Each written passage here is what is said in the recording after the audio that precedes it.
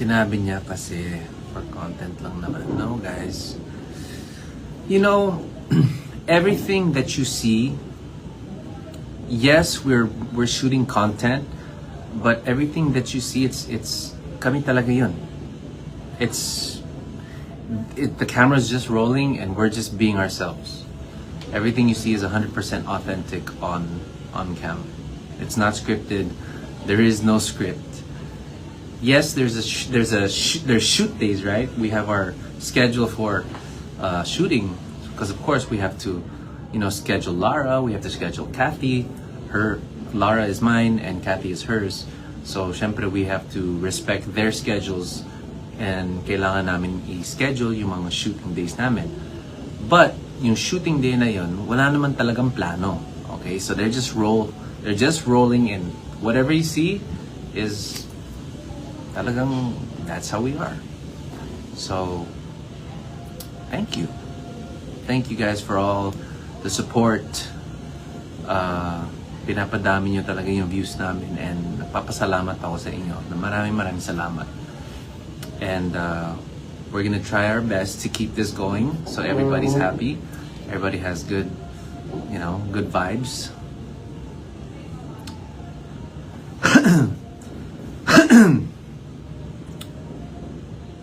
Nanligaw ka na ba kay I don't know. Let's not answer that right now because let's just wait. Let's wait for Tito Boy.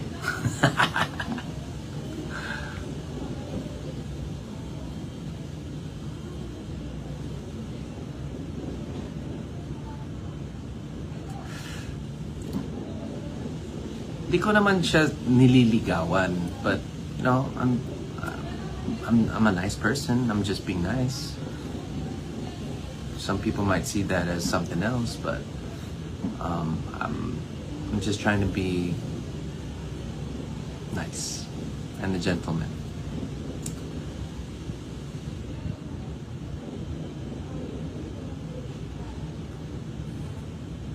Siyempre yung mga ibang parts dun yung content, like hers, yung Q&A, diba? So may mga questions yun.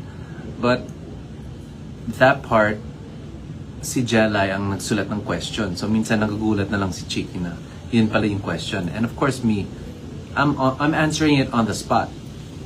So there's really nothing scripted about those parts. And the who's most likely, of course kilala namin isa't isa. And there's no reason for that to be scripted either.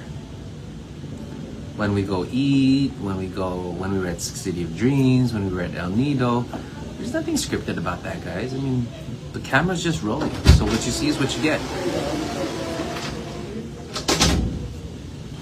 Bukas yung guest ng Tito Boy, yes. Pero I think we're taping, so hindi namin alam kung kailan yung airing. Balitaan na lang namin kayo. Sa totoo lang, kinakabahan ako. Hindi ko alam yung mga tatanungin ni Tito Boy. Answer within your heart. Ano ba yan? Tapos ang cute-cute ni Katie ng baby siya. Dala-dala nyo, interview Kim na Chanko. Yeah, I remember that.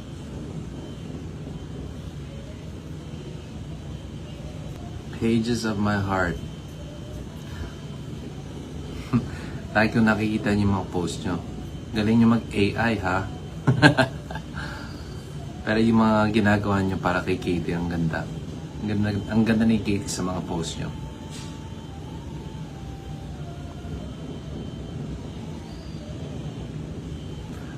Wala na kayong tatanungin?